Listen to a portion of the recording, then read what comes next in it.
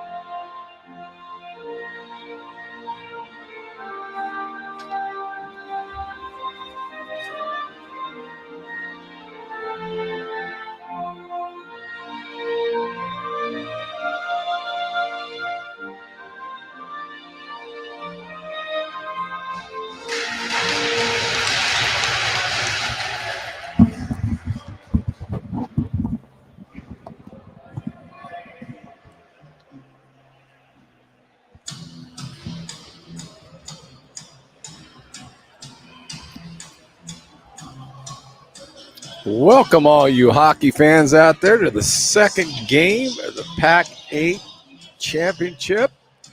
We got University of Utah against Western Washington University Vikings.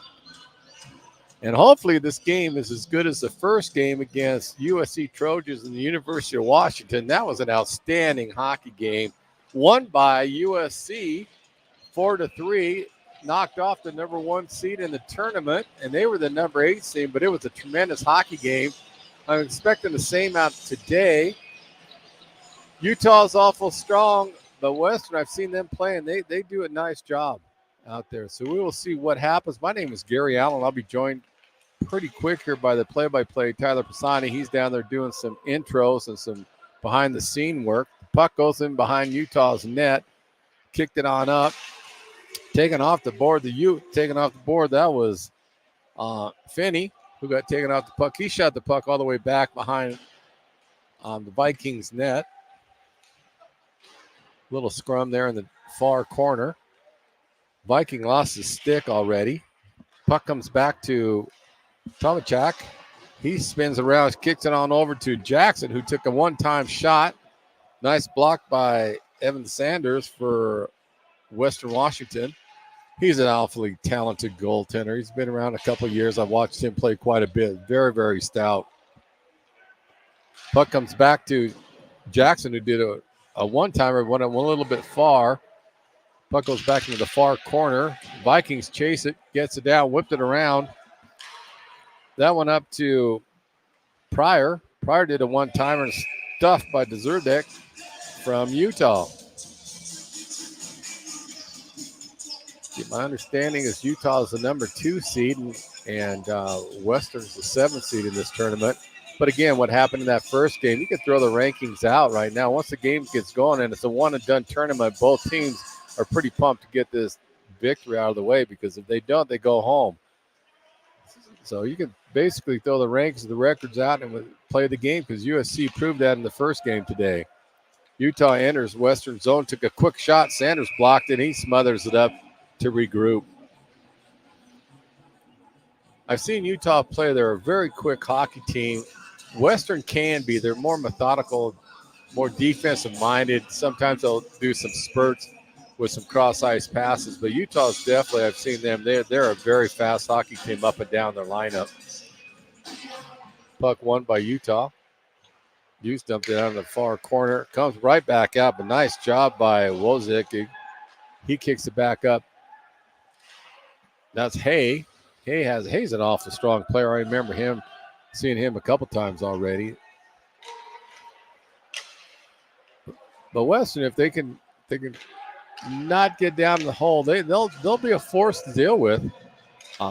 They're a good hockey club. They skate well coached.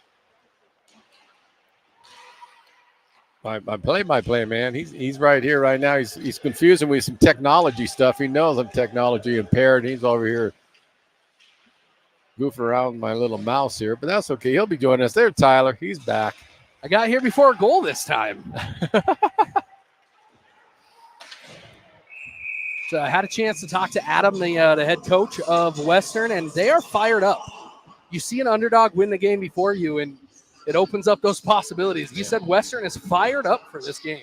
Well, they come out skating hard, and again, I've seen Western quite a bit, and they can go with it. But Utah will be interesting if they can slow them down, their speed, because I think Utah is going to try to rely on their speed, or at least that's what they've done in the past. But Western, they got a good squad. They can compete, and you saw against the Trojans in that UW game. They got on the scoreboard and they just came to life.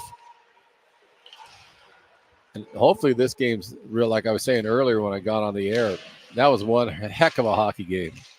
It really was. If you're a UW fan, you're a little disappointed. Oh, that one up and into the bench. If you're a UW fan, you're disappointed.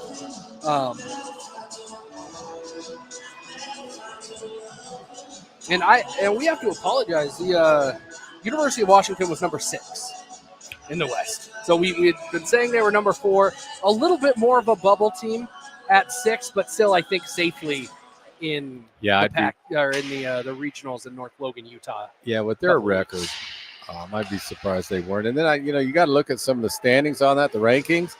There's some teams I'm not really sure how they're ranked so high when they're barely 500. A lot of it is strength of schedule. Yeah. There was one year, maybe about 6 years ago, that Arizona State was ranked in the top 12, but had only won 2 games all season. They had just had such a strong strength of schedule and kept their goal differential low that they had earned themselves that invitation.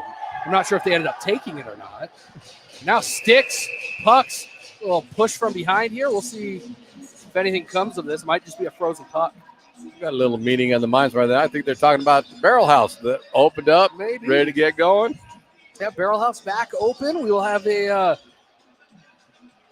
PAC8 social there tonight after the late game at 8 o'clock between San Jose State and Eastern Washington. Don't want to miss that game. Even come out here. That's going to be a great contest. A face-off in the western end of the ice. And I do need to apologize to Jamie Jerzik because I butchered his name during intros. The netminder for Utah, Jamie Jerzik. If you're listening and that's still incorrect, let us know in the comments there. But tripped up coming across the blue line this time, it was O'Shea. And wisely covering up the puck for the Vikings is Edvin Sanders. Sanders is awful. I was saying it earlier. That he's an awfully talented goaltender. I haven't seen much of Zerzik, so I'm not really sure. I've only watched Utah a couple times, but I'm familiar with Sanders quite a bit.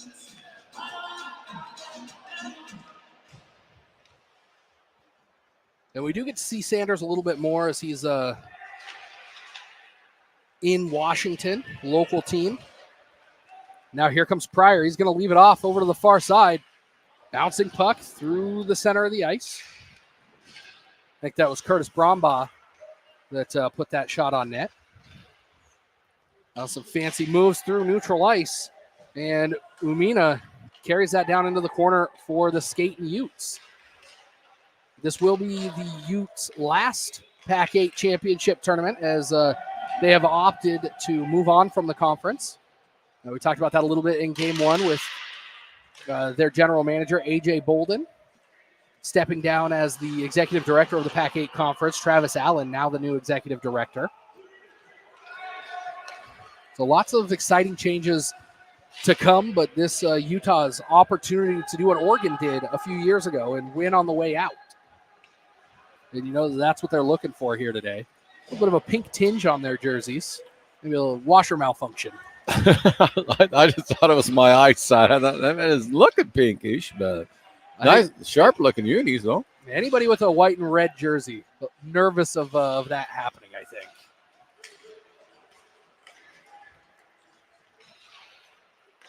And it is too bad Utah's going to leave the conference, but I have high hopes with the conference moving forward with because I know there's some negotiations with some teams that want to come back.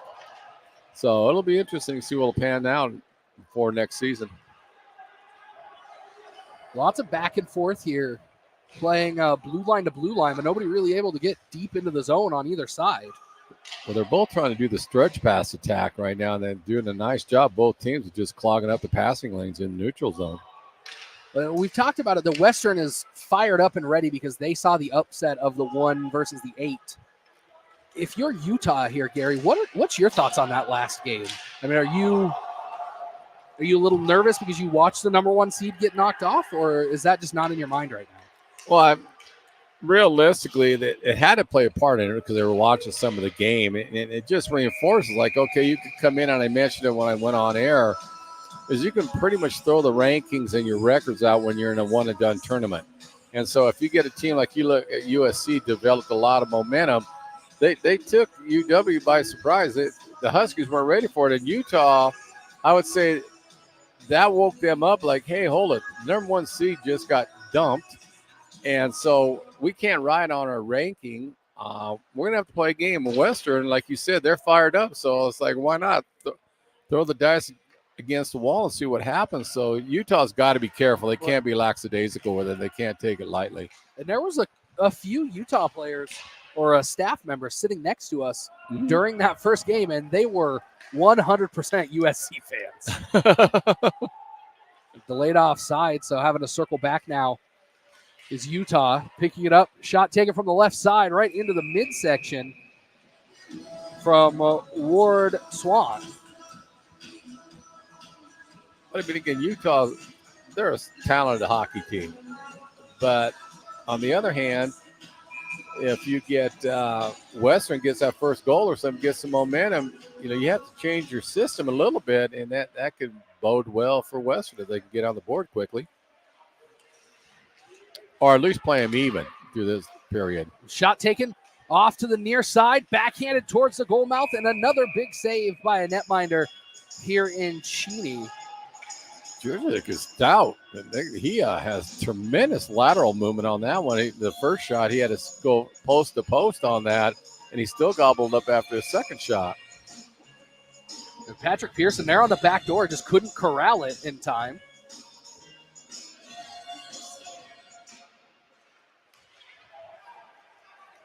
Now bringing it down the right side, put into the wall hard. Looks like that was Hill. Now a couple of players down on the ice in the middle of the Washington end, or Western end. Pass out front, now over to the far side. Out into the neutral zone as Shapiro got it out past the blue line, now near side. Back out into neutral ice. Again, a lot of across the blue line, then sent back out into neutral ice. Nobody really able to maintain possession through the first 8 minutes of this one. No, both teams are doing a great job of clogging up the neutral zone, and no passing lanes are open, even though they're still trying to do that technique, but they may switch.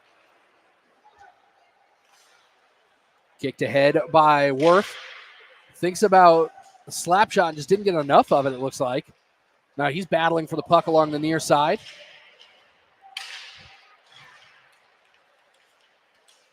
Lynch waiting at the top of the zone for the Utes, but they don't need to use him. Over to the far side is Finney. That was a tremendous stop by Sanders on that one, point-blank shot. And that's going to end up in the back of the net as a player's on top of Sanders. He's not going to be happy about that. He was trying to scoop that puck in. The player landed on top of him and knocked him back down. Tremendous. They're going to give that goal to Utah, which puts the Utes up by 1, 8:25. And that would be one period I would like to see him have a little conversation with, because really was impinged on that. Sanders did a great job on that initial save, and he slid out of position on that one. But it was a tough break for Sanders, so that was a heck of a save that he did on the initial shot. He just couldn't corral it totally. You can see him just kind of sweeping for that puck. And again, we talked about a game of inches, and it was just a couple of inches outside of his glove, and enough for Utah to get a hold of it. And now it looks like Western going to send a player to the box as they were unhappy about that. Well, now the coach is getting an explanation on what they're doing. Yeah, Adam's a fiery guy. So situations like this, he lets his emotion shine a little bit. And it looks like Brombaugh going to take a 2-minute seat. I didn't see a signal for the infraction, though, so this coming same time as the goal, 8:25 of the first period. And it'll be Mitchell Brubacher.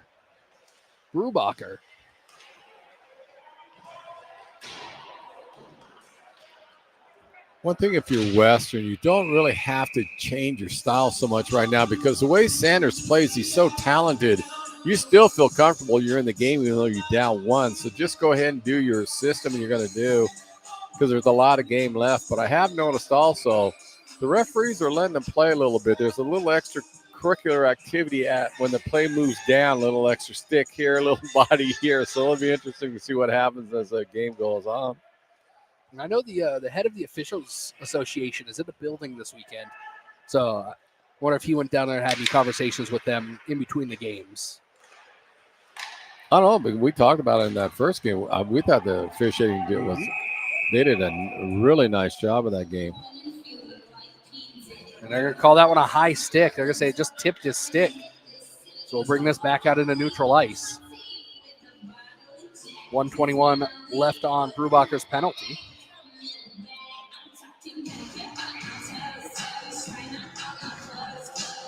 But I think the key for the Vikings is just make sure you stay within shooting distance against Utah and play it out to the third period. This one right out front. Pittman almost there. Just not able to poke it home. It's going to go near side now. Handling it is Endy. He gets that on net. Near side now back up to the top of the zone. He's going to pass over to the far side. That was Umina. Now near side to Endy again. Not able to get enough of it. He has to battle for the puck. Jackson able to keep it in for the Utes, and now it's going to roll all the way down towards Jerzyk. But that was two outstanding stops by Sanders on that one right there. He's just hard to beat. You got to be creative against him. One slapped away over to the far corner. Look for a quick shot right out front. Gets it, but off of the leg pads of Sanders. You saw his quickness right there, how he shot his pad off on that one, because it looked like it was a point-blank open net. Now O'Shea's pinned up against the boards. Couple of Utes walking in, shot taken. Little drop pass action there in the slot. Now over to the far side. Kicked too far back towards the center by O'Shea.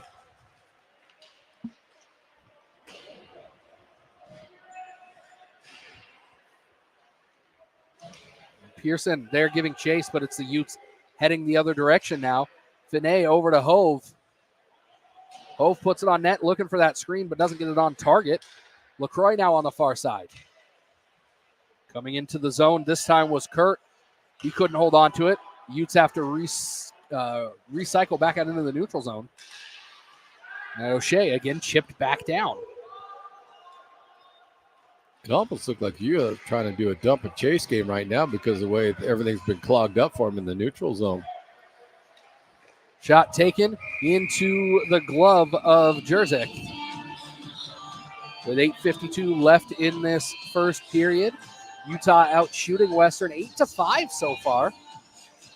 Jerzyk, it looks extremely quick. Tremendous lateral move, but his glove hand looks like it is. Well, he's not the biggest guy in the world. 5'9", 175 pounds from Glenview, Illinois. This one's sent back around, but nobody there in a blue jersey. Quick turnaround back to Utah's. They're going to try and bring it up the near side of the ice. Hill knocked off of the puck That time by Ward Chun. And another big hit against the wall on the far side. Both teams finishing their checks early in this one. Near side, bouncing out in front. And Utah able to do what UW was unable to do, and that's clean up the blue paint. And just like that, thanks to Garrett Jackson, Utah up by 2. Yes. Sanders made the initial stop, but the rebound got away from him. He didn't want to go out there because there was only a Utah player there, and he was already down on the ice on that one. It's too tough break on him, but good job by Utah to follow up. And then Well, Sanders got beat on that first goal in a very similar situation where he took that risk out there.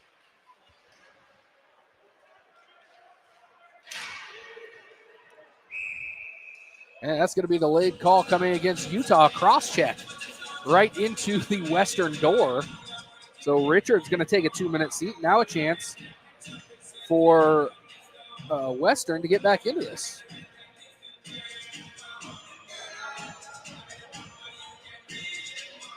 And this is where Western's got to take advantage of this opportunity, because I don't know if they have the firepower to match with Utah. So if they get too far down, they're going to get themselves into some trouble. So when they get this power play, this is when you got to be able to stay in the game. This one pushed ahead, and now a breakaway opportunity on the shorthand. Forehand, backhand, back of the net. And that was Garrett Jackson who scored the first one. So Jackson with 2 quick goals, scored the last one. So 2 quick goals. He puts the Utes up by 3. That was a nice deke by Jackson on that one. But then again, if you look at how he got that breakaway, Western had control of the puck and it squirted between the 2 D-men, and he just split them and did a nice deke on it. But this is exactly what I was talking about. They do not want to fall too far behind, because Utah just has too much power. They can't match them, score for score. They can't have a shootout game against them.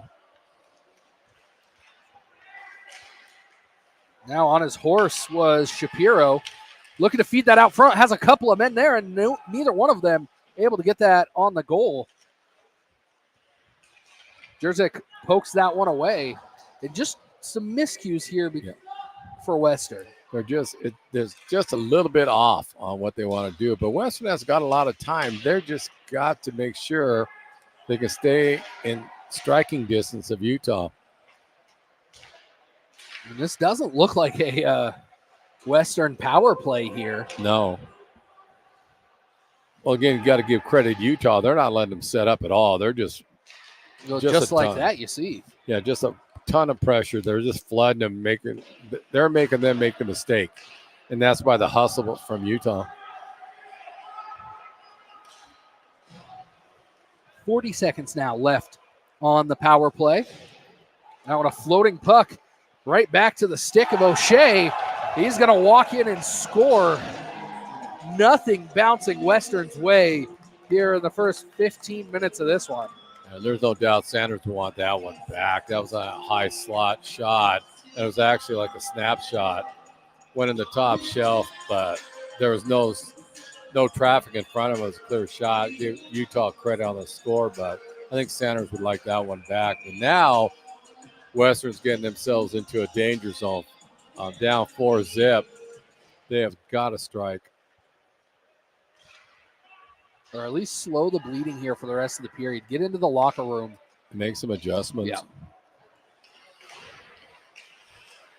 This one out into the center of the zone. Hill with it. He's going to send that all the way down, and even shots from 185 feet away, finding the front of the net for Utah. Everything bouncing their way early here. But you mentioned it, Donna. It does look like Utah's on the power play. And so Hill on the far side. There to pick it up. Just had a player stop by. I believe that was somebody from USC. I wonder if that was Christopher Chow. I think that is who it was, but I didn't get a good enough look. Just stopped by, said hi to the broadcast crew. It's great to see the players in this league actually care about the league itself. They're not just here for hockey. They understand all of the ins and outs. I think that's what makes the PAC8 a little bit different than some of the other conferences around here. It's a very structured conference. It's the largest conference by area, I believe, in the entirety of the ACHA. It literally stretches from Bellingham, Washington on the Canadian border, big shot from the top of the zone, all the way to San Diego on the Mexican border. So it's larger than Alaska. I think so. I think the two schools in Alaska, Fairbanks and Anchorage, probably a little bit closer than that. Utah, big focus on Alaska recruits from what I've heard. And, looking through here, nobody, they've Zach Monaco from Palmer, Alaska. But now here come the Utes. Right back down into the blue paint. Sanders able to pin that one straight to the ice.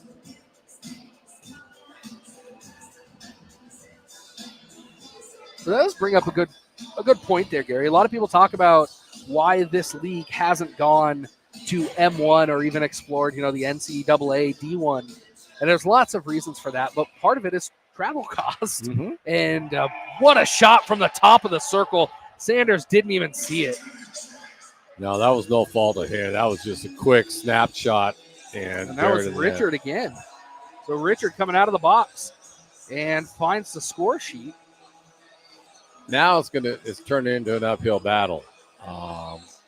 And so my hunch is Western Washington's going to have to take some gambles that they didn't want to do this early into the contest, but they've got to stop the bleeding right now. 5-zip. That's a mountain to climb, especially the way Zurzik is playing. Yeah, this game not going the way that they had hoped after watching USC and Utah, or UW rather. And I'll be honest with you, I'm surprised because the first 5-6 minutes, it looked like Western was easily matching what Utah was trying to do. But then slowly the floodgates started to open up a little bit, but they were playing extremely well. They were even up, in my view, at the start of this game. So a face-off coming right in front of the Western bench.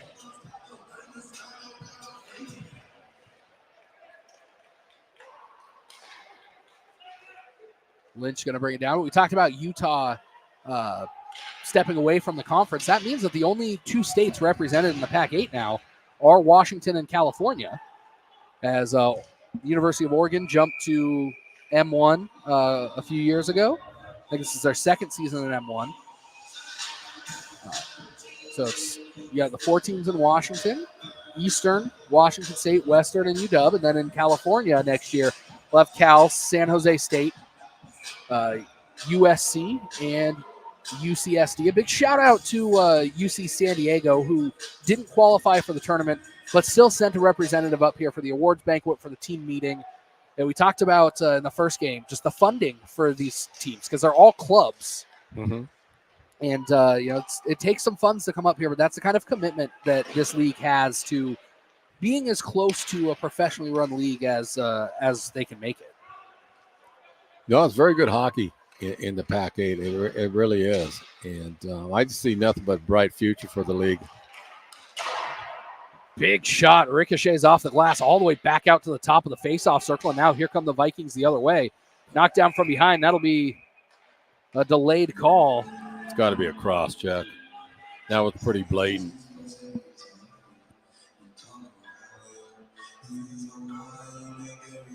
So that'll be Lyle. Going to take another seat for a cross check. The second cross check minor for the Utes. Their second penalty. This one coming 16:03. This will be big if Western get on the board right now to go in and cut the deficit by 4 before the period.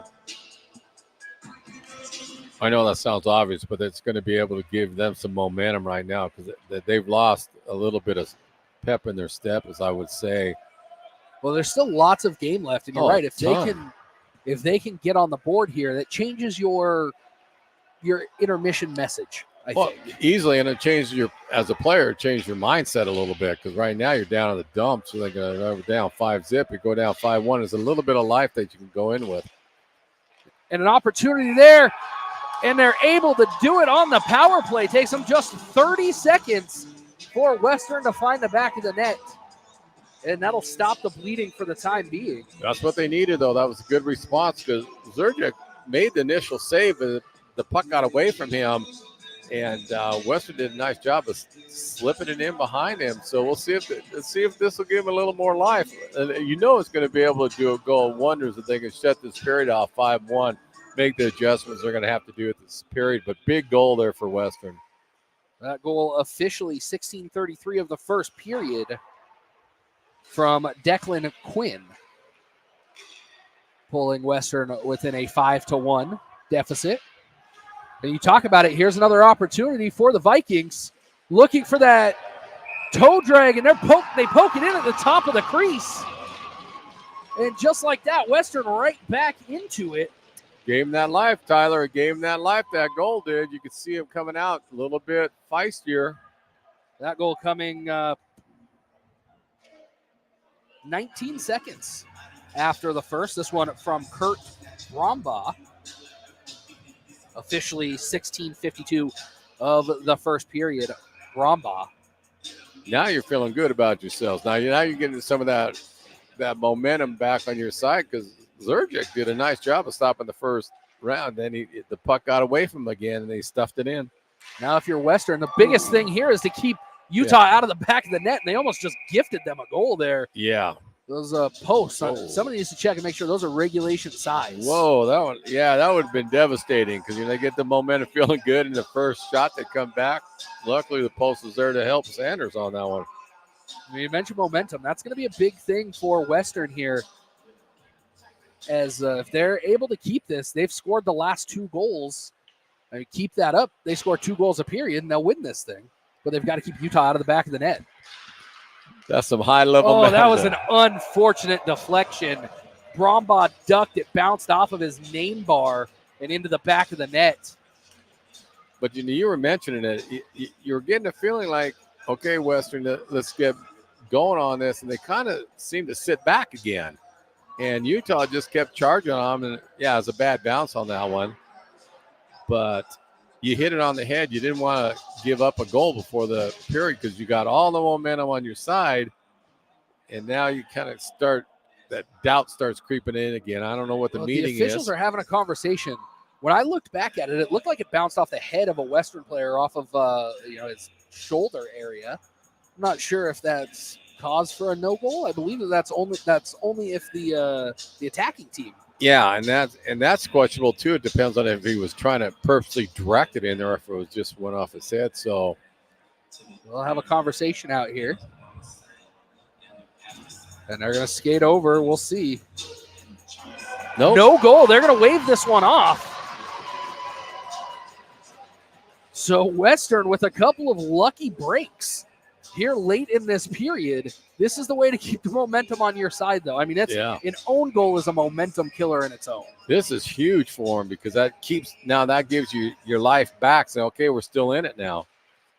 Major call there. Good job by the officials, too, to regroup, talk about it, and get it right. Well, I think that's what makes this officiating group one of the premier associations on the West Coast for ACHA is because they're not afraid to have those conversations. They're not afraid to stop the game and make sure that the call is right rather than quick. Well, we saw that in the first game. They got together and they made the call. So that's good to see because the players know it too. They say, okay, they're not gonna really dictate what happened here. So that kudos to the refs. Going back out into the neutral zone, and here come the Vikings again. They're going to battle in the far side with it is Pryor. He tries to feed it out front, deflected high towards the near door, and now Utah with a chance on a 2-on-1. On the far side with it is Mudd. He's got Richards in the middle. Mudd tries to take it goal mouth, poked away by Sanders, and a good stand there defensively by the Vikings. Like I said, with Sanders in net, you're going to be in the game. Because he's that talented, but you just got to start getting your attack going. O'Shea takes it, rolling puck behind the net in the feet of a couple of Vikings, and now up over the far side. Puck still planted against the wall. And now here comes the Vikings captain. Trying to split the defense there was Pryor. Sent back Over to the near side, Shapiro, giddy up, go, picks it up, deflected out front, and just a couple of steps behind the waiting attacker. The Vikings finally, or the Utes finally able to get that out of the zone, but a bit chaotic. Richards now looking to use the defender as a screen, fires it over to the far side. Back out into the neutral zone. Last defender there is Bortoluzzi.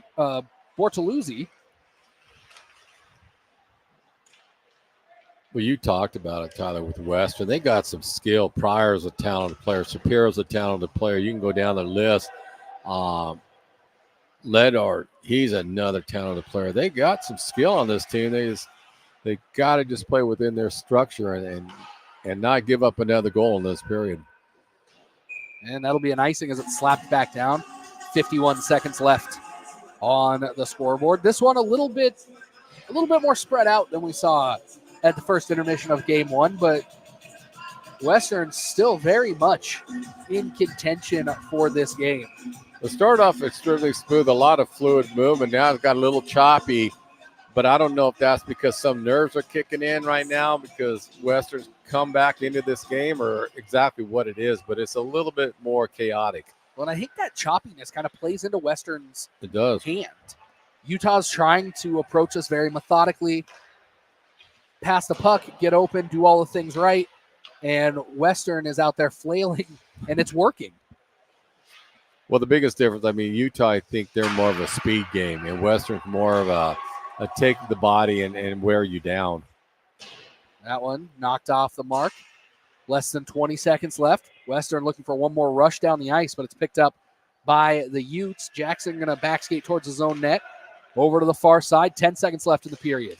Utah looking for one more rush. On the far side with it is Finney. He gets the shot on net, but that's going to be it for the first period as the Skating Utes, the number 2 seed of this tournament, going to take a 5-2 lead into the locker room over the number 7 seed at Western Washington University Vikings. But Western scoring the last 2 goals of the period. Maybe some life left in them in the next 40 minutes. We'll step away. We'll be back. You're watching PAC8 hockey from Cheney, Washington.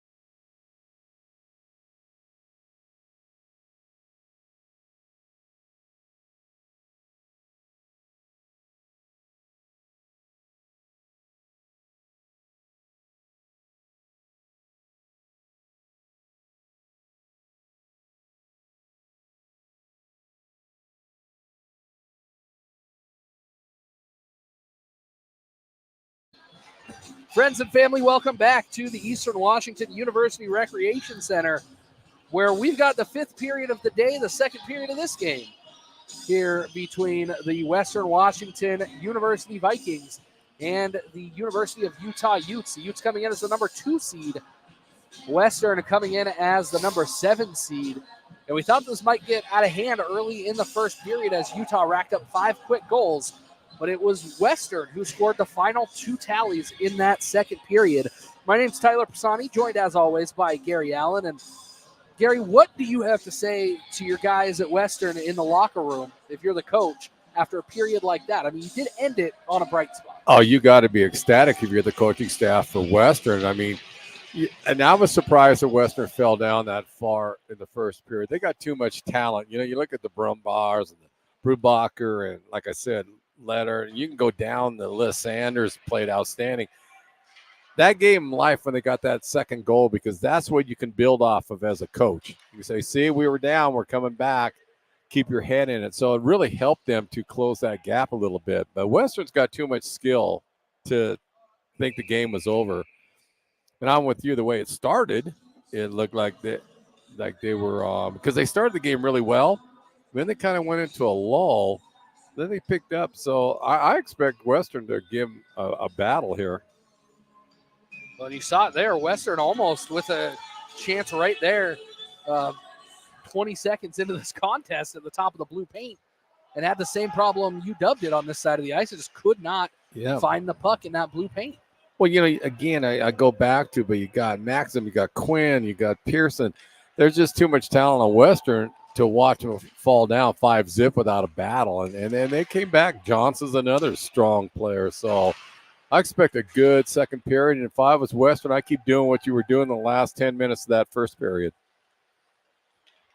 When we talk about it in this building, the second period long change that seems to plague Eastern Washington. And now a chance in and out of the glove of Sanders. Looks like that was Paul Dean that put that on net. But we talk about that long change second period. As a player, what is that? Does that change your mindset at all? Change your style, having to have that long change, a big save. Great save by Zerzik. Yeah, what a kick there. Actually, really good teams. I know everyone talks about the long change and stuff, but the good coaching staffs, they've already got a plan on how they do it. You see a lot of times they'll start changing early when they're going by their bench. So a lot of teams can adjust to it. Yeah, it is a pain, but a lot of teams, they have a formula that how they want to operate that long change.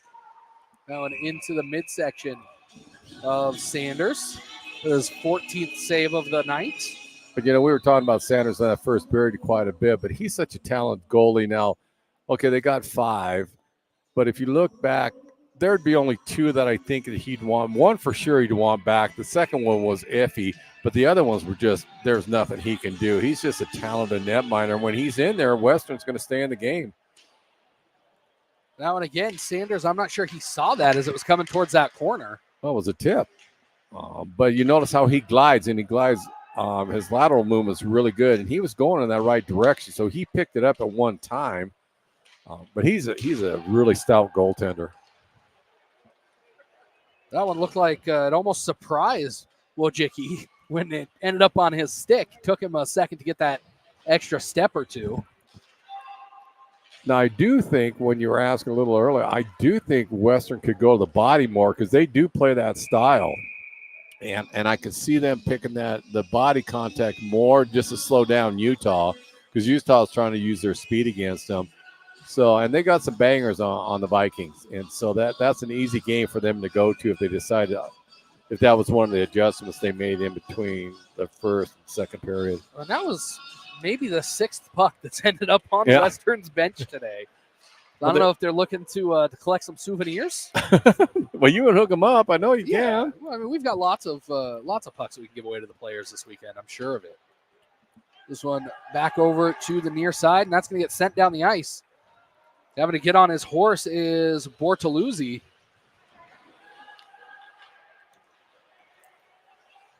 But if you notice, Western, they've come out with some fire in this period. They're putting a lot more pressure on Utah than what they did in the first period. Well, and like I mentioned, we talked to them, or I talked to them before this game, and they were very fired up after watching USC take out UW. They wanted to be that next upset. Yep. And I think maybe they got ahead of themselves a little bit early on. Now that they've settled down, I mean, Utah hasn't scored a goal for about 13 minutes of game clock now. Well, they came out really well. They were structured, and you could see that they were following the process they had up. And then they got away from it, got behind, and then kind of went back to it. And I think you're right. I think they realized that, hey, we got an upset in the first game. We can do it too. And they got a little too pumped up. These single elimination tournaments, they are there's a big hit here. Pittman looks like he's going to take a trip to the box, and he knew it. He skated away right away. He didn't even, it's a rarity when you see a player not whine about a penalty because, he knew he was nailed. But now here, we talked about in the first period, golden opportunities. Here's one for Western now. Take advantage, get the goal, cut it down to 5-3, and then momentum starts shifting heavily into their favor. This is a real key point for them in this game. Now the official's going to have another conversation over here.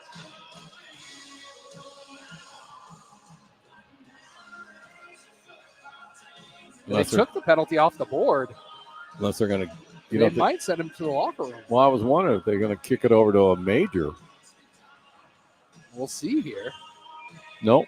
They will keep that a minor penalty. And again, credit to the officials this weekend for having the ability to get together and make the right call. That's impressive. It truly is. I've been very impressed with that because you don't see it a lot. But so far in the 2 games, that's what they've done, and it's good to see and the players know it too. So it's nice that you can expect that. You expect them to have that conversation and get the call right, not get it quick. Yeah, it was very impressive that, like I said, in the first game, this game too. I like how they do that. Ooh. What a move side to side there by Jerzyk. He's quick. Because that was a one-time shot he did. Man, that kid's quick. You can see Western starting to spread out a little east and west in the attacking zone. USC did a good job of shutting down UW with that, but Utah hasn't been able to stop the shots from Western. Luckily, Jerzyk has been able to. There it is. And Western gets another one, bounces around, and then falls straight down. Western now 3 in a row for them. And you just mentioned, though, Tyler, good read on your part because they did a nice job of spreading themselves out. Western got the shot. Jerzyk stopped the initial one, but they couldn't find it. Now they're huddling again, so I'm not sure. But that one, from everything that we could see here, that looked clean. They may be discussing the extracurriculars afterwards. But I will give Western credit on that. However this call is going to go, they didn't give up. They kept attacking, and they sent 3 guys on top of the netminder to push the puck in. So well done by the Vikings. And they're going to call that a good goal.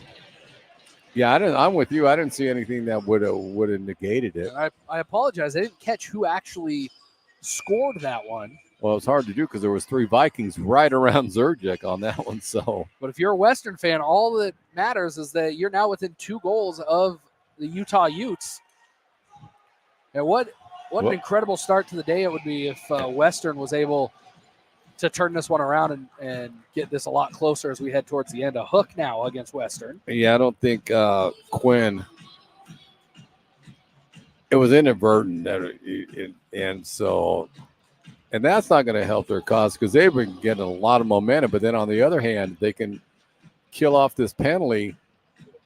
That's going to start adding up the pressure to Utah that, and these guys are in this game, and it's like they're not going away. And that starts playing on you pretty heavily after a while. So Western with 2 power play goals and Utah with 2 shorthanded goals. They'll look to get into that power play goal category with one right out front. Kicked away. Pushing and shoving at the top of the crease, but Utah still in possession. Skate Utes looking for backdoor. Trying to hold on to it for one too many seconds was Umina. Goalie stick down in the corner. Actually, that was a player stick, it looks like. The Sanders stick is the same color as his pads there. He holds it in front of him. But I It's tell you, camouflage. I love what Pittman was doing. He was not getting moved out of the way in front of Sanders, and Sanders was having trouble getting to look around him, and that was all Pittman. Andy with it. He's going to circle over to the far side. Now right out front to Brombaugh. Now an opportunity for Western. They're going to get a power play after this, or a penalty after this. Shot taken, right back down again. Delayed. The official put his hand up for a moment as he was trailing the play. So no penalty coming. My apologies. Big shot from the far side. Takes down a Ute. It looks like that was O'Shea that ended up on his back. Puck on the far side now. Yeah, but see, that's where Pittman, he's just battling right in front of the netminder. He's not giving any ground up, and he's causing all kinds of havoc. He's going to get hit with a penalty on that one. He's going to get a cross check. There's no question in my mind about that. Or he's going to get a rough here. Yeah, that was pretty blatant on that one. If you're Utah, you've got to stay out of the box. You've taken three penalties, and Western scored on two of them. That's Pittman again. But again, Western is a golden opportunity to take advantage, kill off the 28 seconds. So it's even 4-4 right now. But get on the man advantage. If you can knock that down, another goal, 5-4, totally different hockey game. 5-4, and you've scored 4 in a row. Yeah. That is momentum if I've ever seen it. Huge swing. I mean, even now. We got ourselves a hockey game, Tyler. Do. This one up to the top. Shot taken, kicked away into the corner. Western still in possession. Shapiro has it. He has to chase it. Now up top. Brubacher to the near post, and a swing and a miss there by Pearson. Brubacher again looking for a shot, deflected up into the netting. But Brubacher from the top of the zone has a laser. And you can't tell on those shots if those are shots or if they're shot passes, especially looking for that guy on the back door. Actually, I think it's a combo what he does. He's that talented that he'll look for that. But I tell you, Zerjak, he is keeping Utah in this because he just battled extremely hard on 3 shots, point blank on him. And but Western's putting a lot of pressure on Utah right now. And now here comes Utah the other way, looking to break it out, and they're just going to dump it down the ice. The minute and a half left on the power play. Pryor going to be the first one there to pick it up. He's going to send it back the other direction to Ledyard. Near side to Brombaugh. Back to Ledyard. Ledyard's such a talented player. I really like his game. Now Brombaugh with speed gets it across the blue line, uses his body, still has it, knocks straight down onto the back door, and Western not able to take advantage of it again. Something about that goal, the slot on this side of the ice, that just is not working for teams so far in these first 2 games. Pryor now, near side. He's going to go try and send it all the way across, but Richard there to knock it off. Sanders out of his net. But I'm going to give credit to the coaching staff of Western. They a team down, they could have hung their head and bought him, but they came out fighting in this start of the second period, and they've been going hard the whole period, and that you got to credit the players, but also the coaches to keep them into this. Now bringing it down the right side. Pryor tries to get it off, but gets it off of the leg pads of a Ute in front of him. Now Utah back behind their own net with the puck is Finney.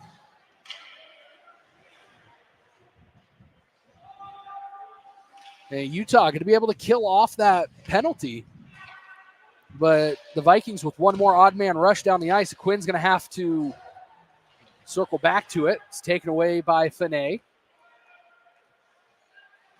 Quinn looking to use his speed. He gets there on the far side, takes a shot, looking for that rebound.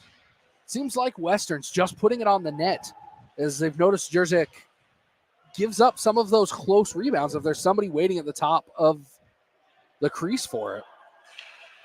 They might have an opportunity. But even though Utah killed that penalty off, the momentum's definitely shifted over to the Vikings because they just attacked for the last minute and 28. That gave them a lot of momentum. Now Utah with it, looking to go up top to Mina, and it's plugged up into the corner. And that's Quinn knocked off of the puck. Fed back out front. Good body by the defender in front of the net. That's going to come near side now, chopped up ahead. Is that Sayway that put the body? Because if he did, that was a point blank shot Utah had. Carrying it into the zone was Wiener. Puck out front, bounces straight down and then to the stick of a waiting Ute, who puts that home and makes it an even half dozen for the team from Utah. I give Utah a lot of credit on that one, and I think it was It was Osala. It was, but I was looking at the guy that set that up, and I thought it was Sayway. That the way he was stick handled, he drew both Vikings to him, and he did a nice little feather pass. And Sanders did a nice job. He actually made 3 saves right there. It was just too far out, and that's how Utah buried it in the back of the net. Now Utah back up by 3. And that went into the glove of Sanders. Now, this next goal is pivotal. I mean, it almost feels like it's ready to go either way. That if Utah gets it, they're going to open up the floodgates, and if Western can get it, it shifts back because they've had a lot of momentum in this period. This is where Sanders needs to be ready, as they've scored a couple of goals off of the face-off there. Now the Vikings up the other direction. Knocked off of the puck, and Utah going to gather it up down below their goal line. Puck off the glass, pushed back up ahead. As Hove holds on to that and is able to walk it in a little bit. Finally gives it away to Jackson. Jackson back up top to LaCroix. He's going to take a shot. And snatching it out of the air is Sanders. It's his 15th save of the contest, 16th rather. Both netminders have had extremely good games. So they're really helping their teams out right now. So we've reached the goal total of the first game, ended 5-4 in favor of USC. Now 9 goals, leaning in favor of Utah 6-3. I'm sorry, 5-4 and 6-3. Math is hard. No, I was impressed so far. You kind of slid down a little bit, but that's only one time. You've been impressive. Here comes Pryor. Somehow still has that. Kicked it ahead, looking for somebody in the center. That's where he goes. Western with some fresh skates off of the bench. Trying to feed it out front. That time, looks like it was Pearson. Now the Utes looking to slow it down. Back behind their net. Now up ahead. This one out in the center. Chance for Western. Shot taken, but well defended by the Utes. Out into neutral ice. Now it's going to come down the near side. O'Shea with it across the blue line. Tries to leave it off for his own man, but Pittman can't handle it. Pryor waiting at the blue line. Tries to float it over to Pearson. Now the Utes looking to build it up out of their own end. That goal seemed to have killed the momentum of Western, but doesn't seem like it swung in the favor of Utah yet. No, it's kind of a real neutral washout. Brubacher looking to take it towards the front, makes a move and just can't get the shot off. Still in possession. He's going to give it to Shapiro.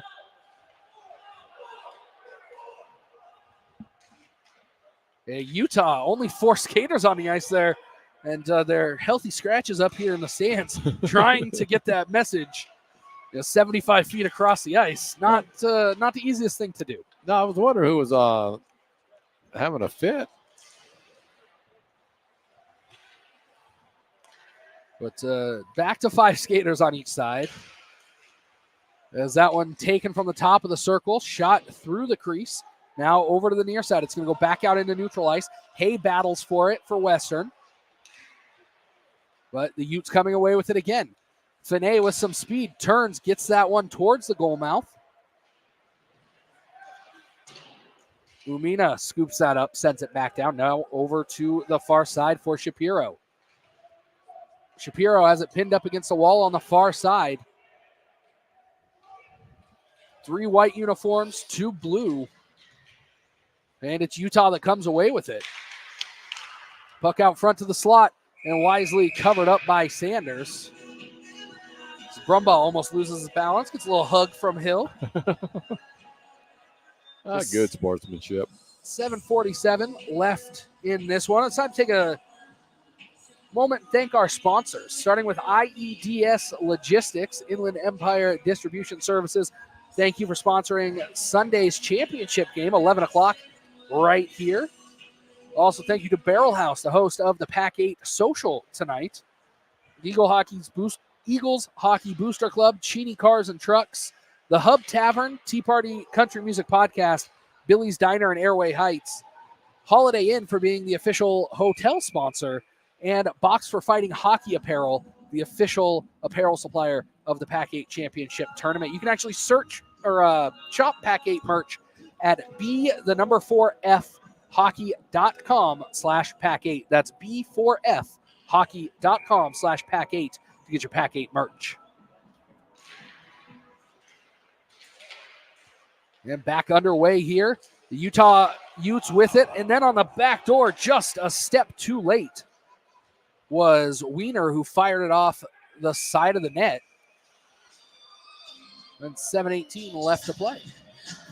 But this has been strange. 2 games that we watched and how much difficulty people are having to put the puck in the open net. That was another one. It hit the side of it, but it was wide open. And that Trojan Huskies game, I've never seen that many open nets that were missed. Well, we've definitely seen it more to our right side, the goal that's in the shadow of the catwalk, but it seems to be a plague for all 4 teams. I think Western's the only one that's been able to what a save by Edvin Sanders. Remember that one. Took that step forward just a bit too soon and had to catch that on the way down. But dang, if that didn't look pretty. Oh, incredible save by him. That definitely. Somebody call ESPN.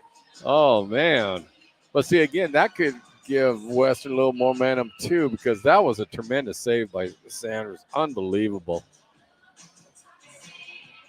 Face-off coming to his glove side on the left.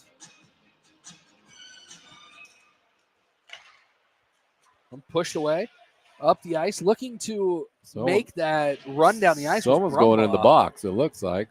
It looks like it's going to be Brumbaugh, maybe getting there a little early, an interference. But I'm surprised the netminder from Utah is not leaving. They're calling for him, and he's not coming.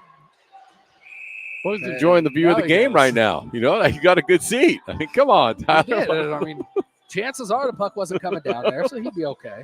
Yeah, but dude, it wouldn't have mattered when he was enjoying himself. So it does look like what they're going to do. They're going to give him a rough for that. So third penalty of the game for the Vikings. This one coming 13-15 of the second period. And it's going to be Carver Johnson for a rough. Western's got to be careful. They don't want to keep going down with Utah. They're just too powerful of an offense. When we saw that, they scored 2 shorthanded goals. Now here comes Western in their opportunity. He's got to pay attention to the man coming from behind. Gets it off just in time, but not deep enough. Quinn kind of watched that. Shot taken off of the leg pads of Brubacher.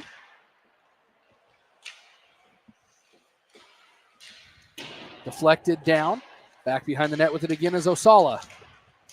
Poked away into the corner. And sent down the ice by Pearson.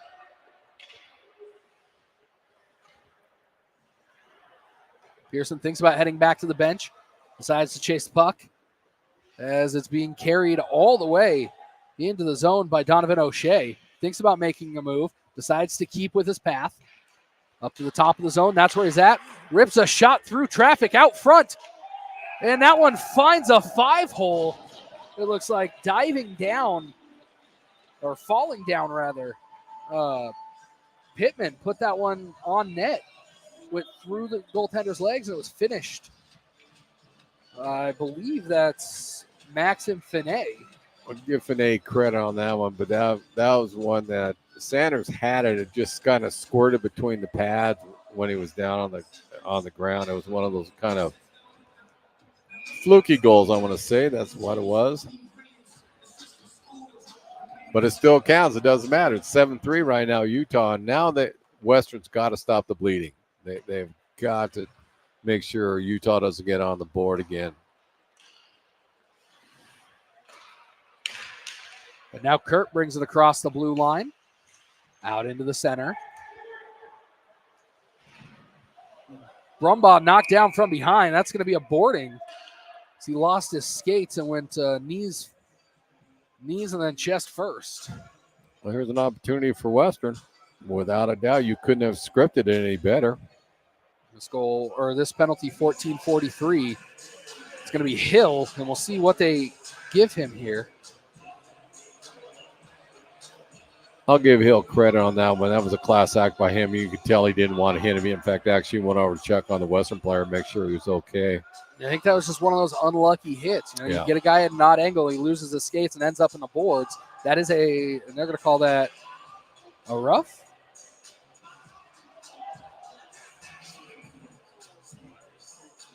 Well, Western's going to get a penalty too. Interesting juxtaposition here as everybody's down on the other side of the ice. They expected this to be a Utah penalty. Yeah, because I saw Hill and I saw the arm go up by the ref. I didn't see the Western penalty when they called that one. So as it stands, it's actually going to be Kurt Brumbaugh. Well, now they're all changing it. They took off Utah's penalty and they gave it over to Western. That's interesting. I believe it was Brumbaugh that got knocked down and hit the boards. I mean, that is boarding. You hit the boards, not the glass.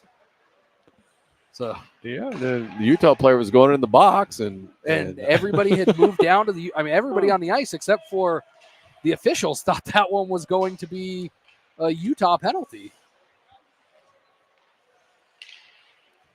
Umaina is going to send it down onto the far side. So Utah on the power play, and a chance here as the Vikings want to skate. Brumbaugh near side tries to fire that in. Had a man crashing in the center and decided not to go with him. And now a 3-on-2 rush for the Utes. Near side is Wiener. They decide to hold on to it. Up top is Umaina. He's going to go to the far side. And he's going to go right up over the top of Sanders. And I think Sanders was focused on the battle right next to him.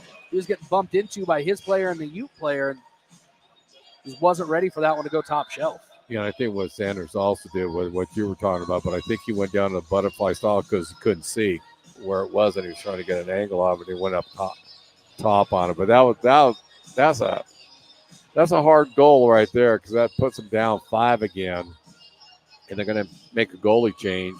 Can't say they haven't been here before. So that goal officially 15:30 of this second period from Ezekiel Endy. The 8th goal of the contest for Utah. I'm trying to pick up the new goalie's name for Western. I believe my sheet doesn't match the number. It does not. Let's look at the score sheet here.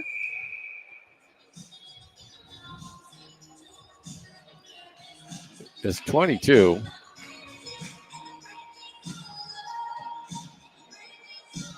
Unless it's Jack. That looks like 28.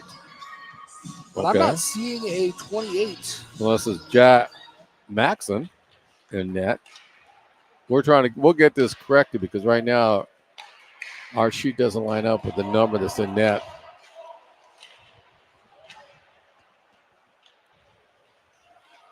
We'll see if we can get an update on the netminder here. As you said, I only see one goalie listed on their lineup sheet.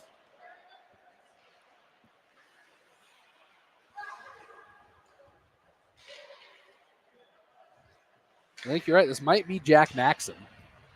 He's the only other goalie listed on their lineup card. Because he looks like a Or taller on, netminder, and now Maxon is 6'1".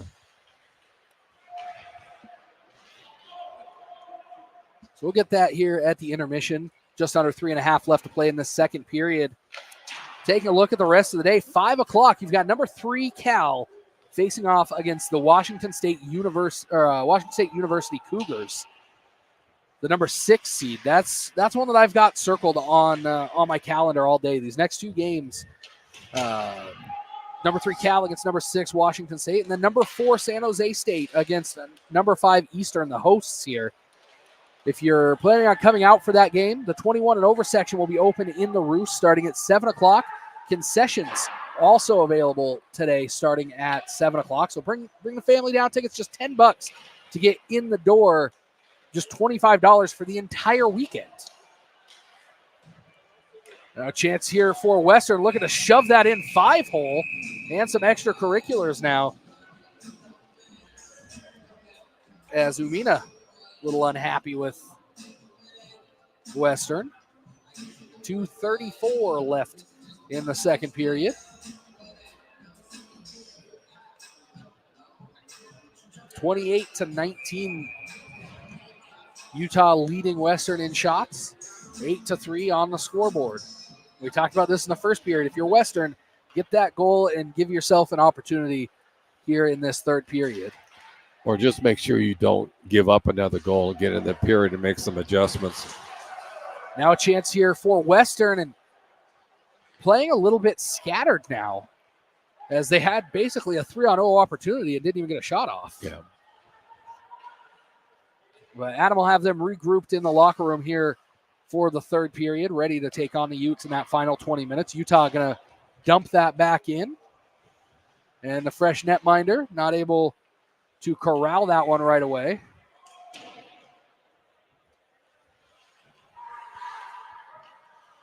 Out into neutral ice, leaving it off was Brombaugh. Now Pryor has it right off of his stick. He's going to stand along the wall, make the Utes go the long way around. All the way across the ice. Right off of the bench that time. It looked like it was Pearson. Almost had a chance to walk on in. Battle for the puck on the far side in front of the Zamboni door. Out into neutral ice. This one poked off of the stick. That time of Hove. Hove with it has 2 men in the center. That's Jackson. He's going to give it to Bertoluzzi. 65 seconds left in the second period. Floats it out front. Nobody home. But Utah, the first one to every puck here in the Western end. High and off the glass. Big dump. Now looking to get on his horse is Pearson. And just a couple of steps behind. Has to turn around and head the other direction with Umina picking it up. He tips it down into the corner. 40 seconds left. Utah looking to set something up here. Umina again, near side point. Has a man right out front and a big stick And another by penalty. Sanders. Another penalty coming up on Western. They can't afford to keep doing this if they want to get back in. Well, Utah not letting them up. They're going to try and score with this man advantage early. And then the ACHA, that doesn't necessarily mean that penalty goes away. So a chance for a twofer here for Utah as they've got the extra skater in the end. Umina shoots that, and it's blocked off into the corner. So it's going to be a trip levied against Carver Johnson. So he'll start the third period in the box, and the Vikings going to have an uphill battle to make it to day 2 as they trail the Utes 8-3 in game 2 of the PAC8 championship tournament here from Cheney, Washington.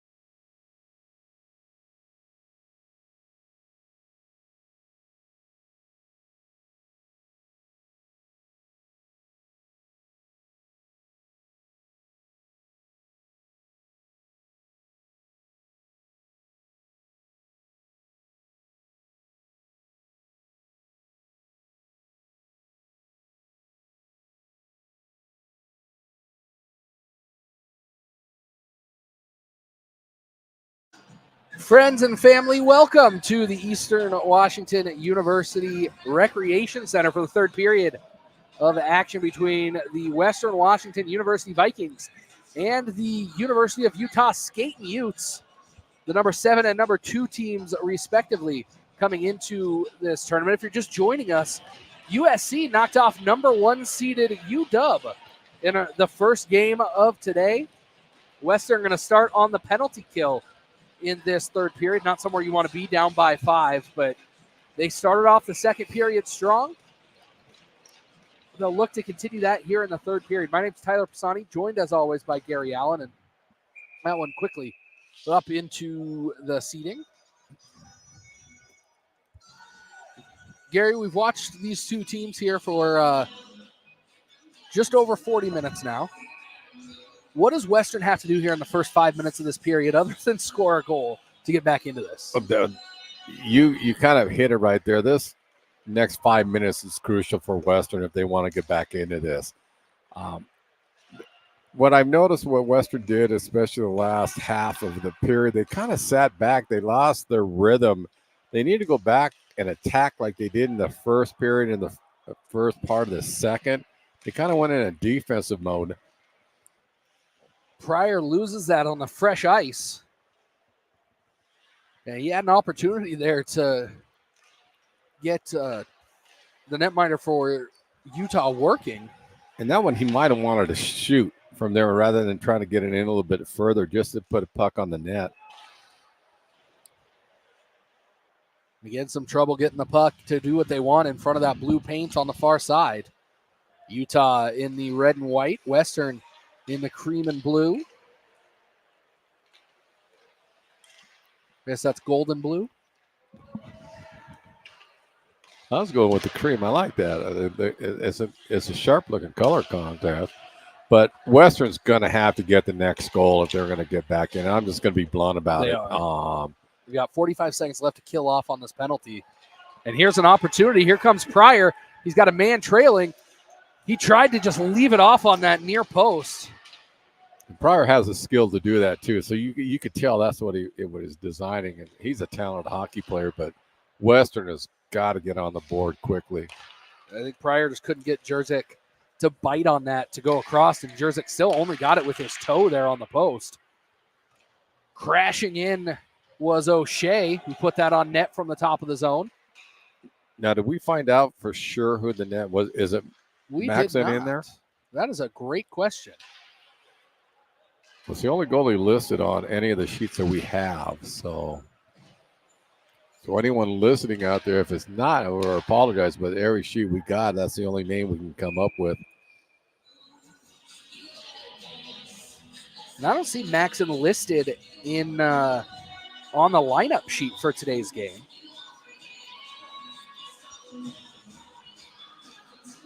We'll put in a call to the official scores table and figure out if we can figure out who's in net, because they've only got one listed for today's game.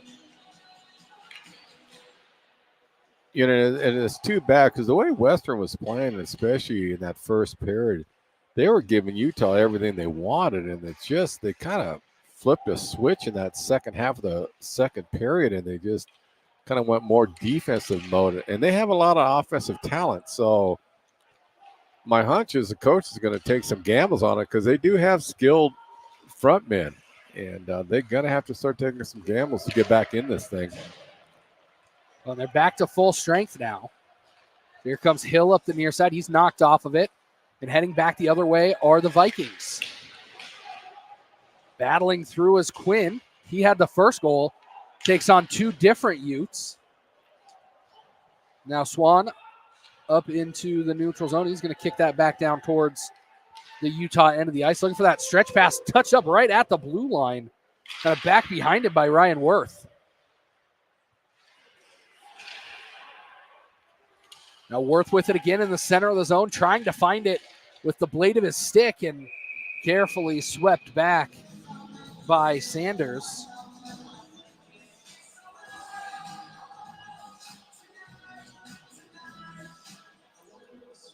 But I'll give the Western's coach, he had them fired up, ready to play some hockey going in that period and a half, and it's just just kind of seemed to switch on them, and Utah just started to use their speed, and Western really didn't respond. But great plan that coach had coming into this game. Well, for Utah, none of their goals have really been, big breakaway goals. No. They've been from the top of the slot, from the top of the face-off circle, bouncing off the head of a Western player. I mean, they're kind of using every tool in their arsenal. Yeah, there's been a couple of fluky goals without a doubt, and Western was prepared for it. I'm just not sure what happened in that second half of that second period. And hats off to Utah. The last few games that we've seen them, we watched Eastern play them down in Utah a couple of weeks ago, and they looked like a stout hockey team, and that's what you get when you've got an M2 team on campus. Mm-hmm. You don't necessarily have to recruit for your M2 team. No. You just get what's left over from the M1 recruits. Well, I guess this is almost like a feeder program, to be frank with you. Now a chance here. Hayes got it. Thinks about the pass. That's where he goes. One-timer, but the puck just not fast enough across the ice. Gave Jerzak a chance to set up. But that was a good stop by Zerjek on that one. That was a point blank on that. And it got the Utah bench fired up on that save. Now heading back the other direction. That's Richards. Actually, no, that was Endy, who has the latest goal, I believe, for Utah. No, there's no question Utah has a very, very good hockey club. But it's like a tale of two games when I saw the way Western has played this second half of this. Because they were giving them all kinds of fits, the Vikings were, for a long time in that first period. Going back to what we saw when they played Eastern, that this team, Utah, is very comfortable playing with a lead. I mean, they went up 4-0 over Eastern and then didn't score again for almost two full periods. Yeah. And they still looked like the most comfortable team on the ice that night. Easy touch pass out front. Deflected away at just the last moment. And that'll be an icing of 14-42. But it will be an interesting game if the Eagles and Utah collide in this tournament without using any excuse. But that's a long bus ride. It's about 18 hours down there. And that's hard on any hockey team. I don't care what you say. And I think that Utah may have bust up here. They may have hopped on the bus and brought that up here. So having that extra day is a little bit more helpful. But this team very talented. That's still a long bus ride for you. If they arrived yesterday, it's like. But no, yeah, Utah. I was impressed with them when I watched the broadcast when Eastern played them, and you watching them now, watching them earlier this year. No, they're a very solid hockey club. Western not able to catch up to that as it's swatted back the other direction. And Utah, located in Salt Lake, the latest talking point in the NHL as far as expansion goes, can join some of the new West Coast teams, Las Vegas Golden Knights, Seattle Kraken. Add a team down there in Salt Lake City. It'll be great for the growth of hockey on the West Coast. To Washington, we've got our junior program set up. You got the Spokane Indians, the Tri-City Americans, the Spokane Chiefs, the Tri-City Americans, the Everett Silvertips, the Seattle Thunderbirds, really kind of glomming on to what's happened in Washington State with the implementation of the Kraken. Good. We've seen that growth here in Washington. It'd be great to see that in Utah. I mean, they've got a great college hockey scene, but maybe some WHL teams or an NHL team down in Utah. I'm here for that. I don't know who the commissioner of either of the CHL is at the moment, but if they're out there listening, we're here, WHL in Utah. If you can't get the NHL. Richards having to use his body there, battle off a couple of defenders there. 13-26. We'll have another stoppage. Well, I want to give a shout out to Blaine Spencer, who's down there in Utah, who used to be over here on this campus and was up here last year for that tourney. decided that he couldn't make the venture back up here to join you this year. That's okay. I wanted He's him a to busy ride. man I now. wanted him to ride that bus. I did.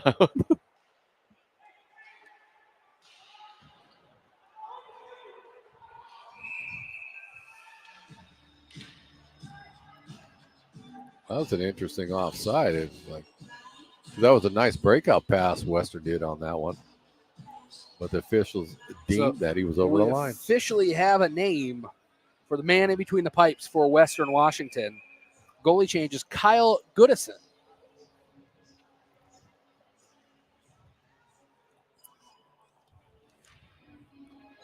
So this looks like, let's see if we can take a look at Mr. Goodison's stats here. 6'4", 175 pounds. Comes into the game with an .816 save percentage, having made 209 saves so far this season. Pryor tried to flip that one up to himself as there's a Ute behind him. Hill gets that across the line just before O'Shea skates across that blue paint. Now Pryor on the backside. Looking for Brombaugh in the middle.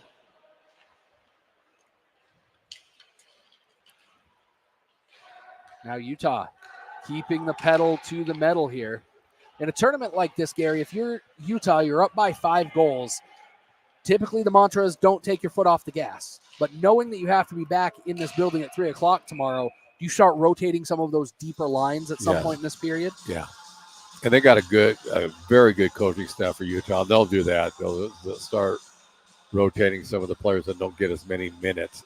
And again, that's also partly for making sure you try to avoid injuries at all costs also. But you'll start seeing some of the third, fourth line players who are good. Do not misunderstand me on that one, but they'll get some more time just to start resting some of the other players on their team, getting ready for tomorrow. But it definitely looks like it's going to be a Utah and USC Trojan game tomorrow, and that should be interesting because USC is a very, very solid hockey team. Yeah, and they've already beat Utah. They split their series down in L.A. And Western has the speakers on in their helmet. Wanted to prove us wrong there for a moment. Pass out front, up to the top of the circle. Another opportunity for Utah. But again, you just mentioned it. They're not letting the foot off the gas. They're still out there. Utah's just putting a unrelentless pressure on Western right now. Well, and hockey is one of those unique sports where in soccer you can hold the ball, in football you can run, in basketball, even to an extent, you can hold possession. Mm-hmm. In hockey, you have to continue pushing forward, maybe at a little less of a pace, maybe with some of your lower skilled players, on the deeper lines, but you can't really take your foot completely off the pedal or the puck's going to end up 200 feet the other way in the back of your own net. Well, the main thing what happens when people let their foot off the pedal is they develop bad habits rather than keep doing our system, keep putting pressure on them, and just stay within our structure. And that's your difference right there. And Utah's doing an outstanding job of that. They're still attacking, but you can see us more with a purpose on how they're passing now. They're doing more drop passes to each other, and they're kind of spreading things out. So they're trying to eat some clock up also.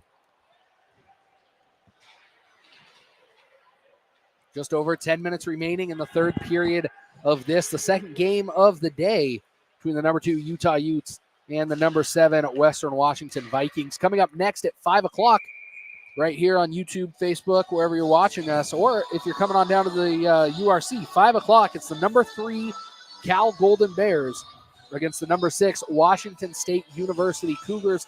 Nearly a home game for the Cougars. They're just from down the road up until the new rink was built in Moscow. This was their home rink.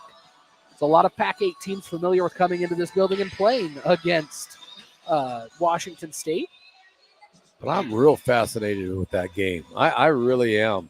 When I saw the lineup, it intrigued me, that matchup. And it looks like Goodison went over to it's like an equipment the bench, problem. to get maybe some pads tied back on. Yeah, that'll be an interesting next game. Both teams, since we've seen them both quite a bit, actually, that'll be a good tussle.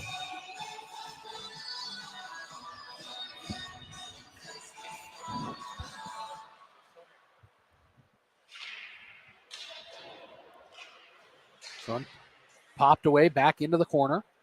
Utah back with it. Floats over into the far side. You can kind of see just the lackadaisicalness here on defense. I think Western's starting to sink into that feeling a little bit. Yeah, and that's only human nature. I mean, you got less than 10 minutes in the game left. You're down by 5. But I give Western credit. They did such a nice job for a period and a half. And again, they were battling Utah. It was heads up on it, actually, to be frank with you. Well, they've had a couple of good opportunities, and we talked about it, a game of inches.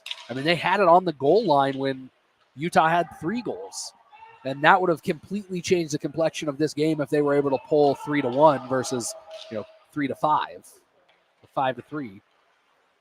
Ledyard's going to pass it across into the zone. And knocked down was Quinn.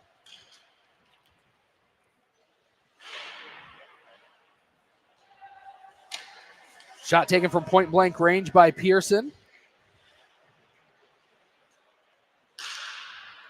This one down the ice, breakaway opportunity here for the Utes. That one pulled back and ripped by Osala. I don't know who got the assist on that one, but that person definitely needs all the credit on that one because Osala actually was banging his stick. They knew they were going to do that stretch pass, and he picked it up, and he perfect tape-to-tape pass on it, split both D-men. Nice shot all the way around, but that whoever got that assist, he's the one that definitely needs a ton of credit. Yeah, I think everybody lost Osala out here on the opposite side of neutral ice, which is always tough when it's in front of your own bench because the coach is yelling the whole time. Nobody heard him. And just like that, 9-3. Utah going to pull ahead here. But you got to give credit to Zerjek too, though. He really stopped the momentum of Western. Well, and it saves. That one was tipped up and away, but he always seems to be in the right position. And the players are just putting the puck right into his logo, but it's not because that's where it was when they started firing. Right. But what it made it, because you could tell Western had all the momentum when as soon as they got that third goal, Utah was scrambling, and it was the net-minded Zerjek that actually stunted the momentum of Western because without some of those saves he made, like you just mentioned, it's a whole different game right now. Now here comes Richards. He's had 2 already. Looks to add another. Turned away by Goodison. That one's going to be up and into the netting. 8:18 left in this third period. But that's how hockey is. I mean, if Western could have got that 4th goal, made it 5-4 at that time, totally different hockey game right now. But it didn't happen. And like you said, they missed a couple of open nets that would have got them that 4th goal. And that starts wearing on you after a while. It does. You start questioning, is there any way to get past this guy? Puck chased down into the corner by Wojcicki.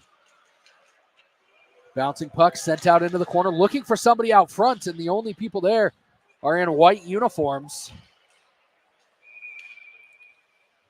And that'll be an offside. So 7:55 will have another stoppage and a restart in neutral ice. We do want to take one more moment to give a shout out to our sponsors of this tournament, starting with IEDS Logistics. We make it happen. Inland Empire Distribution Services, the title sponsor of Sunday's championship game here at 11 o'clock at the URC. Tonight's PAC8 social at Barrel House Pub and Pizza in downtown Cheney. And this year's hotel sponsor is Holiday Inn Express and Suites Cheney. Special thank you also to the Eagle Hockey Booster Club, Cheney Cars and Trucks, the Hub Tavern, Tea Party Country Music Podcast, Billy's Diner, and Box for Fighting Hockey Apparel. You can find the official merch for the PAC8 Championship at B4F hockey.com/PAC8. That's B4F hockey.com/PAC8. WWU.com/PAC8 for all of your PAC8 merchandise. And we're going to have a penalty on Western. Things getting a little chippy. Shapiro straight to the box. He knew exactly what that was for. We got to give a shout out to Harper, who's on the camera right now. Has done an outstanding job throughout this game. Harper's been running the camera for most of the Eastern games this year. She's primed and ready for the championship tournament. And thank you to everybody out there that has tuned in and joined us through the first two games. A wild way to start today as the number 8 seeded USC upset number 1 seeded and the defending champs in the University of Washington Huskies, the number 6 team in the West coming into today. We'll see how that shakes out with the rankings next week. Well, that game definitely changed the atmosphere of this tournament in that first game. Shot taken on the back door and door shut by Kyle Goodison. It was a nice stop by Goodison on that one because that was a point blank that the Ute player had. 6:56 left in the period, 1:49 left on the power play. Utes unable to capitalize on the power play up until this point. That one clangs off of the iron. They do have 2 shorthanded goals.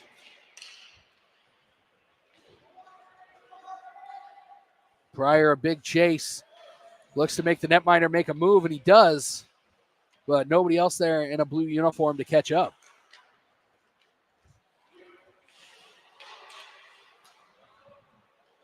Puck back to the netminder for Utah. His teammate's going to set up behind him. Now bringing it up the near side wall is Jackson. He flips it ahead. Good defense there by Brombaugh. Now Pryor at the blue line. Thinks about leaving off the pass. Tries to get nifty with it and get it back out to Brombaugh out front.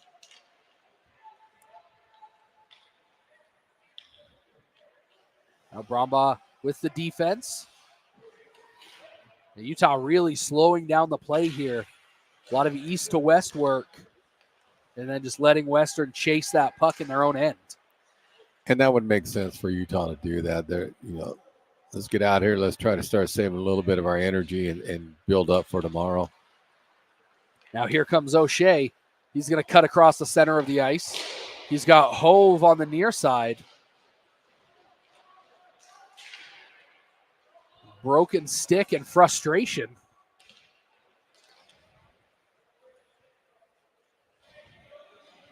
Looks like that was Donovan O'Shea. 5 seconds left on the power play for Utah. 5 minutes now left in this contest. Back to full strength. Finney back behind the net with the goaltender. He's able to play that one out of the air. Some pushing and shoving right in front of the official. All clean there. Slapped away. Back down into the corner. As a reminder, if you're heading out here to tonight's game, as we've got an injured player down on the ice here. It looks like that was Olszewski, who's still there. Big hit down low.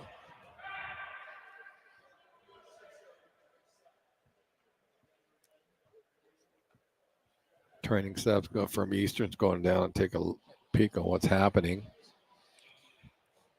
But the main thing what you have to worry about now is the frustration, if you're Utah on Western and just get this game over with. And good news, he's back on his knees. So the relatively small crowd here, very quiet. But let's just a recap for everybody what's coming up next today. 5 o'clock, Cal versus Washington State. And then the marquee matchup tonight, number 4 against number 5, San Jose State against Eastern Washington as the players back up. That game starts at 8, doors at 7. The Roost opens as a 21 and over area starting at 7 o'clock. Concessions should be live by then as well.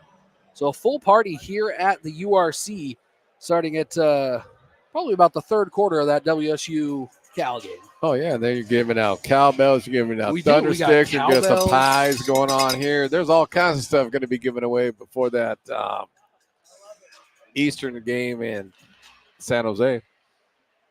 This one won by the Utes. It's going to go to the far side now.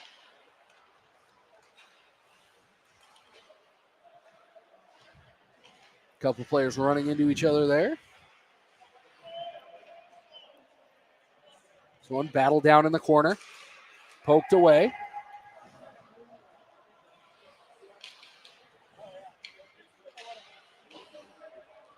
Utah playing with the puck in their own end and now get it out into the neutral zone, but Western has to reset as 3 of their players deep in the zone.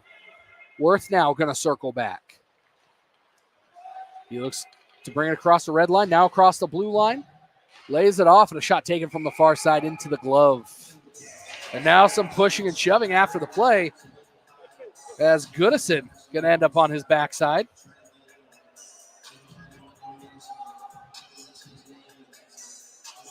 Western, I think they got away with one, or maybe they didn't, because that was pretty blatant at the end of the. Looks like end of the Hayes going to go play. take a seat for that.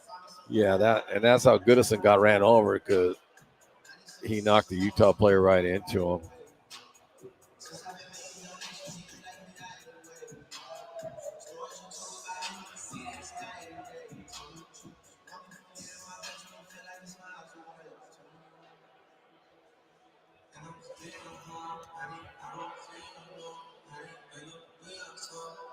Utah trying to ensure they've got the right skaters onto the ice